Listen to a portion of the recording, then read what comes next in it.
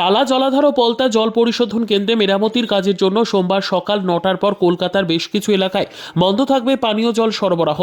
Valve বদল ও কিছু জায়গায় পাইপলাইন মেরামত করা হবে। সে কারণেই জল বন্ধ রাখার সিদ্ধান্ত। আগামীকাল মঙ্গলবার সকাল থেকে ফের স্বাভাবিক হবে পরিষেবা। পৌরসভার তরফে এক বিজ্ঞপ্তিতে জানানো হয়েছে, সোমবার সকাল ৯টা থেকে মঙ্গলবার সকাল ৬টা পর্যন্ত ১ নম্বর থেকে ৭ নম্বর বড় পর্যন্ত বন্ধ থাকবে পানীয় জল সরবরাহ। বড় ৮-এরও বেশ কিছু জায়গাতেও সোমবার সকাল ৯টার পর পানীয় জল মিলবে না। মঙ্গলবার সকাল থেকে ফের মিলবে জল। জল সরবরাহ বন্ধ থাকবে পাইকপাড়া, টালা, হাতিবাগান, বাজবাজার, শ্যামবাজার, মানিকতলা, ধর্মতলা, পার্ক সার্কাস এবং কসবার কিছু এলাকায়। কলকাতার পাশাপাশি টালা জলাধার থেকে জল সরবরাহ করা হয় বিধাননগর ও দক্ষিণ দমদম পৌর এলাকায়। ফলে ওই তল্লাটেও সোমবার সকাল ৯টার পর থেকে জল পেতে সমস্যা হবে। বাসিন্দাদের যাতে সমস্যা না হয় সেজন্য পর্যাপ্ত সংখ্যায় পানীয় জলের গাড়ির ব্যবস্থা করা হয়েছে, এমনটাই জানানো হয়েছে পৌরসভার তরফে।